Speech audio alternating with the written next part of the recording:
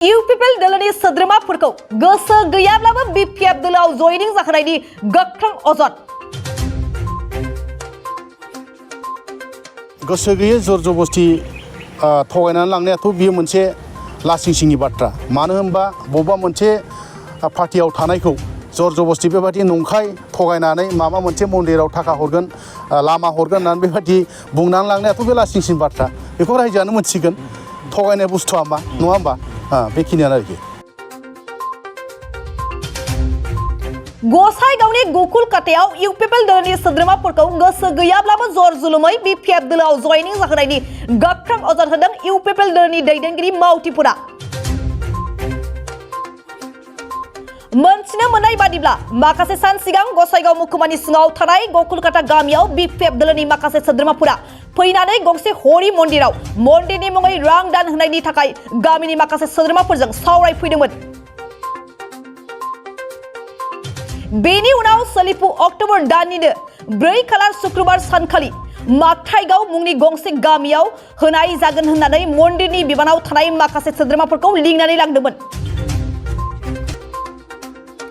बे सानखालि रांखौ होआलासे बिपिएफनि मावथि विलियाम नार्जारिनि नुजाथिनायाव गोसो गैयाब्लाबो थगायनानै लांनानै माखासे इउपिपिएल दलनि सोद्रोमाफोरखौ बिपिएफ दलाव जयनिं खालामनायनि गोख्रों अजद होदों गसाइगाव जिल्ला इउपिपिएल दलनि लोगो आफादगिरि लक्ष्मण नार्जारि बिथाङा।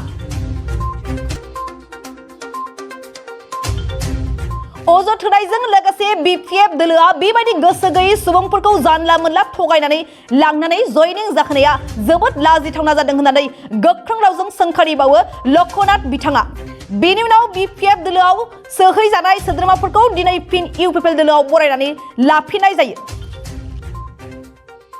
दिनै हठात नैबे जोंनि जारागुरि गलादाङिनि सिङाव थानाय गकुलकाटा हरि मन्दिराव दाखालि बावैसो बिथांमोनहा बिपिएफनि जानानै बहाय मिटिं लाफैदोंमोन आरो बिथांमोनहा फैनानै बुंदों हरि मन्दिरनि थाखाय बहाय माबा मोनसे दान होगोन होननानै बिथांमोनहा जोंनि 7 जे वार्कारखौ बिथांमोनहा मागथाइगाव बिसिडिसिआव लिंलांदोंमोन आरो बिथांमोनहा माबा मोनसे होगोन होननानैसो लिंलांदोंमोन। खिन्थु बिथांमोनहा जोंनि जे दोलोनि मानसि 7 बिथांमोनखौ एकदम खुनु खोथा गैया बाथ्रा गैया आर'नाइ सोनानै पार्टियाव जयनिं खालामदों।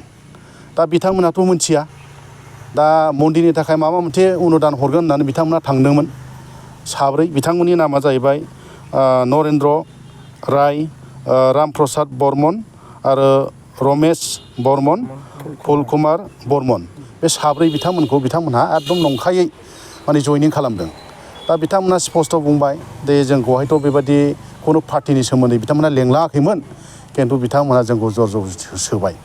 दा बिथांमोना दिनै जोंजोंहायनो दङ आरो आगोलनिफ्रायनो इउपिपिएलखा आरो दिनै जों ज' सावरायनानै जोंनि जारागुरि गलादाङिनि प्राइमारिनि प्रेसिडेन्ट सेक्रेटारि आरो जोंनि जुमदार ब्लकनि भाइस टिएलसि चेयारमेन निथुनजय बसुमतारी बिथांबो दं।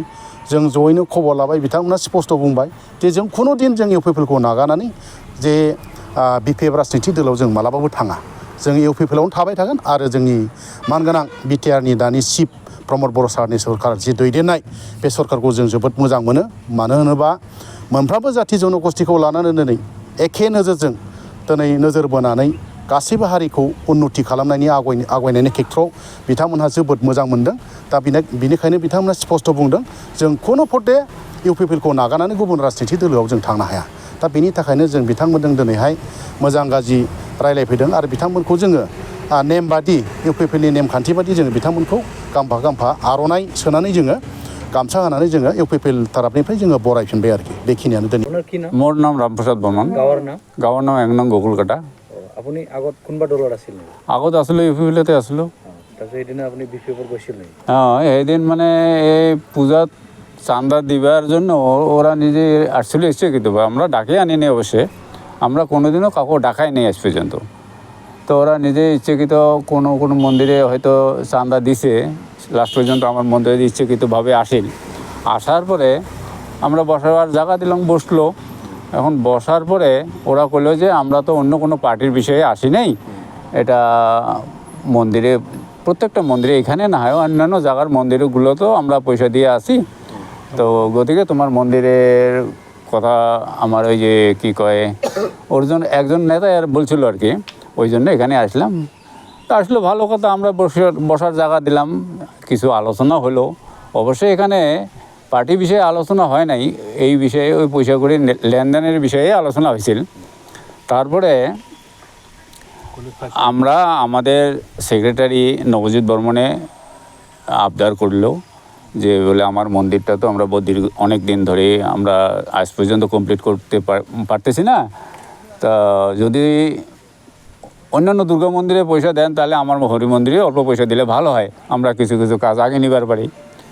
তো এই হিসেবে ওরা স্বীকৃতি দিল। দেওয়ার পরে ওরা 4 তারিখে মাকতিগাঁও পয়সা আনার জন্য আমাদেরকে বললো আর কি।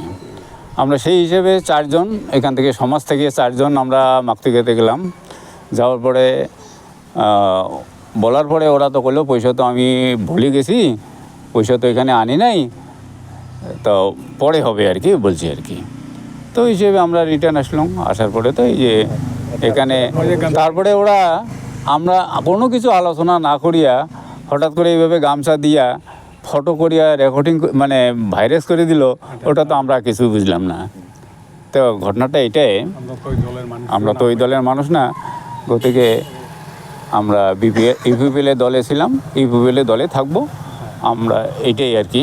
আমার 4 জন ছিলাম, একই গাঁয়ের, একই গ্রামের, একই সমাজের।